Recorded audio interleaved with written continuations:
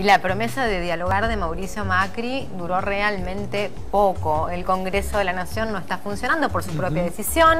Él resolvió, el presidente, no convocar a sesiones extraordinarias y está gobernando por decreto, al límite, o del otro lado del límite en muchos casos, de la Constitución Nacional y de muchas leyes. Queremos entender si lo que está haciendo Mauricio Macri es legal, va a ser cuestionado, cuándo va a haber una reacción mayor, porque por ahora lo que hay son reacciones esporádicas, algunos jueces que dicen, señor, esto no es constitucional, pero de todos modos se publica un decreto. Es mucha la confusión, son muchas las interpretaciones obviamente interesadas en este asunto, por eso decidimos invitar nada menos que a Julio Mayer, profesor titular de Derecho Penal de la UBA, una eminencia, para que nos explique si Mauricio Macri está de este lado, del lado legal de la Constitución, o ya se fue para el otro lado en estos días. Doctor, ¿cómo le va? Gracias por haber venido. Voy a tratar de explicárselo. Supongo que la audiencia de ustedes no son juristas. No. Así que voy a tratárselo de explicar como yo me explico las cosas un poco ahora, como si fuera un ciudadano. Yo no soy un buen interlocutor para los decretos de necesidad de audiencia por la sencilla razón de que yo soy partidario de un régimen parlamentario y no de un régimen presidencialista. De tal manera que no comprendo demasiado cómo quieren gobernar por decreto directamente. Me parece que uno de los requisitos básicos de una democracia es precisamente gobernar con el Parlamento, no con el Ejecutivo prescindiendo del Parlamento.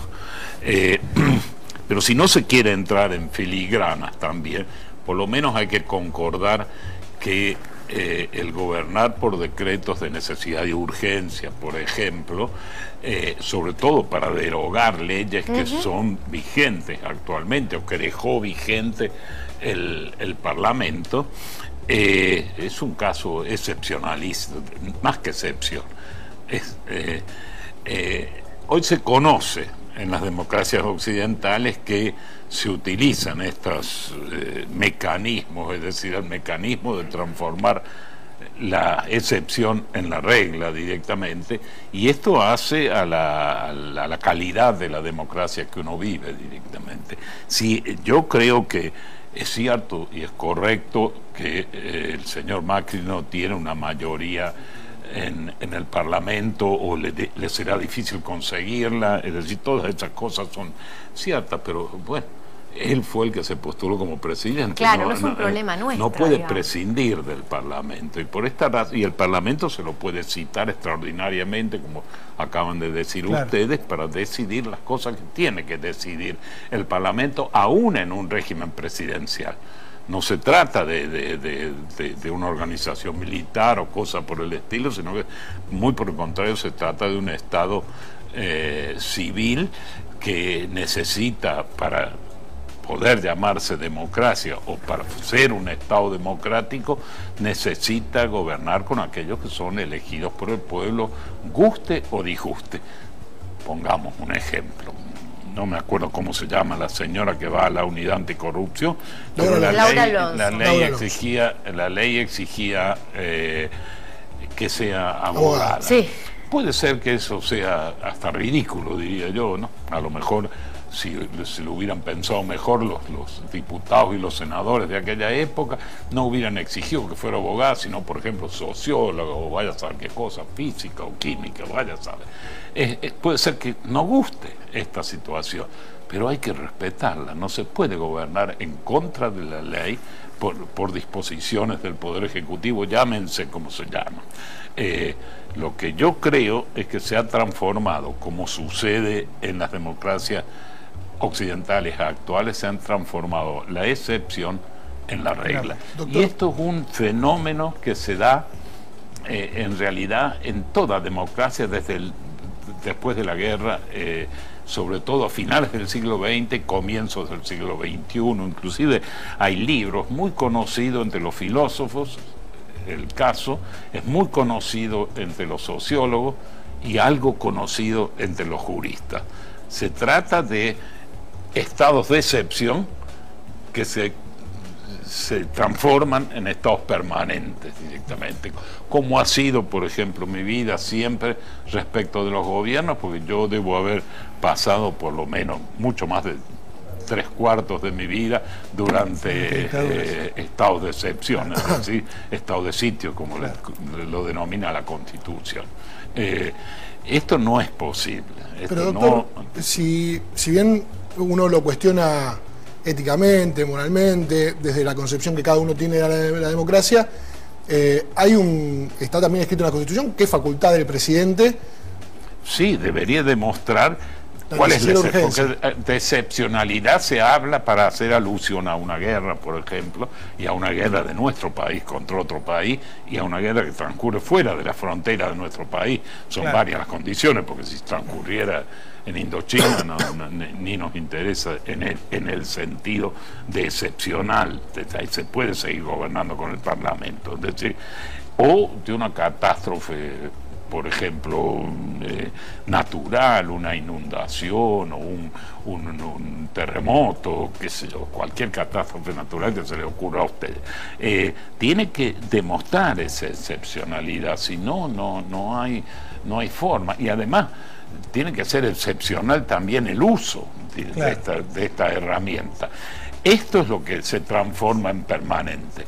Hay un pequeño obra de teatro de Bertolt Brecht que habla sobre esto, el dramaturgo alemán, que se llama precisamente La excepción en la regla. Yo he dicho, se suele ver en Buenos Aires a veces por teatros aficionados casi siempre, pero es una muy buena explicación de cómo la excepción termina en regla. Bueno, fíjese, por ejemplo, perdóneme que lo interrumpa yo. Por favor. Fíjese, por ejemplo, lo que es el encarcelamiento preventivo en materia penal, que ahí sí el encarcelamiento preventivo en materia penal está dicho en la ley específicamente en el Código de Procedimiento vigente actualmente, ni siquiera no hablemos del nuevo código, sino y estaba dicho antes también, es una cosa archiconocida por los penalistas, que el principio de excepcionalidad del encarcelamiento preventivo. Sin embargo, si usted cuenta los presos que hay en las cárceles, se va a dar cuenta que cerca del 80% son presos preventivos y condenados a apenas un 20-25%. Claro. Pensaba, digo, lo de Brecht cobra muchísima mayor dimensión después de la Primera Guerra Mundial, y es lo que usted dice, ¿no? Sobre todo después de la Segunda, uno entiende esto que usted mencionaba de la excepción como regla. Pensaba también en, no sé si llamarlo de esta manera, usted me va a disculpar si soy un poco laxo en el lenguaje, pero hay algo que tiene que ver con las calidades de las leyes, ¿no? Quiero decir, una ley, yo pensaba en la Ley de Servicios de Comunicación Audiovisual, ¿no? Que quizás no es lo más grave que hizo este gobierno, porque quizás lo que tiene que ver con los 2 jueces de la Corte es más grave en este sentido. Pero pensaba en una ley muy debatida en el Congreso, que fue aprobada, que hizo un recorrido larguísimo a nivel judicial y que luego la Corte Suprema de Justicia en todo su articulado convalidó, y que es barrida, uno diría, por un decreto de necesidad y urgencia. Sí, hace rato, antes de Macri, seamos sinceros. Antes de Macri no se podía implementar, es cierto. No por culpa posiblemente del gobierno anterior, porque el gobierno anterior apoyaba la ley, sino por digamos, argucia jurídica que siempre existen en todos lados y en todo el mundo. Ahora, es lamentable, pero es así. Ahora, un decreto de necesidad y urgencia de repente la barre directamente con la ley. Hay un problema ahí, no sé si, por eso yo digo de calidades, no sé si es exactamente la palabra, ¿no? Pero algo que se discutió tanto, que se aprobó, que llegó a la Corte Suprema. Es que todas las leyes se discuten. Es cierto que hay unas que se aprueban con mejores mayorías que otras, está bien, pero ponga usted el caso de la Procuradora General de la Nación. Fue elegida por una mayoría y además fue elegida luego de que se rechazó el nombramiento de quien el gobierno deseaba. ¿Me entiende? Y ahí fue elegida prácticamente por unanimidad. Y ahora resulta que quieren que renuncie. Yo no entiendo. Además es un cargo permanente. Uno puede estar en desacuerdo con que el cargo sea permanente. Hay algunos países, no solo hay, en la ciudad de Buenos Aires, por ejemplo, el cargo de fiscal general no es permanente, sino se renueva cada 8 años. Nunca con los años exactos de los gobiernos de la Ciudad de Buenos Aires, pero se renueva también. Y ha habido ya dos, el mismo Garabano ha sido quien reemplazó al anterior fiscal. Está bien, pero es otra discusión esa, ¿no? La letra hoy dice que es vitalicio el cargo y es vitalicio. Pero es otra, pero es la misma. Claro, directamente. Pero, a ver, no naturalicemos el tema de que Macri destrozó la ley de servicios de comunicación audiovisual con un decreto, porque eso está por verse, digamos. Eso es lo que está haciendo hasta ahora. Digo, no se puede con un decreto derogar una ley. ¿Usted cree que va a poder así ir a sus anchas? Esto lo comprendíamos, ustedes no tanto porque son más jóvenes, pero yo tengo larga experiencia en esto por los gobiernos militares directamente. Bueno, ahí asumían los generales o el general o quien fuera directamente, onganía y barría con todo y tal. Claro. Uno puede, dentro de la lógica militar, hasta puede decir, mira, hizo lo que podía hacer. Pero usted está hablando de una lógica militar en el partido de gobierno. No es un problema, si él es sucesor de un gobierno cuyas leyes, no las leyes de ese gobierno, porque hay leyes que son anteriores a ese gobierno, debe respetar.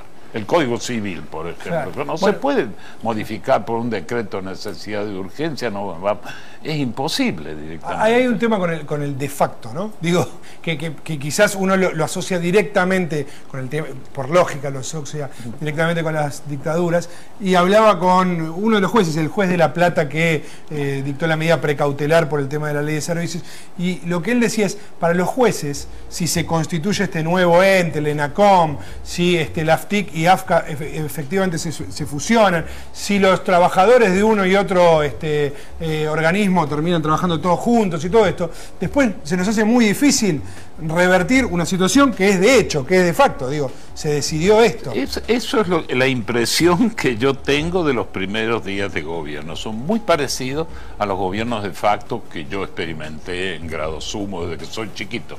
Desde los 5 años vengo experimentando, no,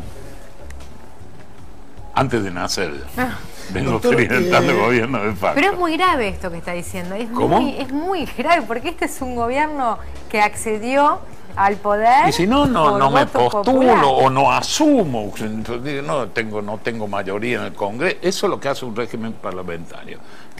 Tampoco quiere decir que un régimen de gobierno de un Estado parlamentario sea un dechado de virtudes. No lo es tampoco. Tiene sus problemas también. Pero lo cierto es que al menos el gobierno, el Ejecutivo, surge del Parlamento. Y por eso hay que ponerse de acuerdo a veces entre dos partidos siempre opositores, como por ejemplo, doy un ejemplo solamente, en Alemania, la democracia cristiana se llama la Gran Coalición, y el Partido Socialista, que parecía que si se llegaban a acercar se iban a matar entre todos, y no es así. Para formar gobierno, ahora se ve en España. En España está pasando en España eso. Se está viendo ahora lo difícil que es formar gobierno en un régimen parlamentario donde se respeta al Parlamento, ¿no? Y bueno, esto hay que mirarlo. A lo mejor uno puede, ¿por qué no puede decir yo no tengo el Parlamento a mi favor, no voy a poder gobernar? No asumo y se terminó el asunto, pero no el desfasaje de que el Parlamento es ninguneado a un extremo casi intolerable dentro de una sucesión democrática, ¿no? Esto es lo que me parece a mí, por lo menos. Muchísimas gracias por haber venido, doctor. Al contrario, ha sido muy amable. Fuerte es lo que digo. Sí, me claro. quedo preocupada. Y nos vamos a quedar en el ámbito de la justicia. En el próximo bloque vamos a seguir hablando de cuestiones vinculadas al ámbito de la justicia. Pero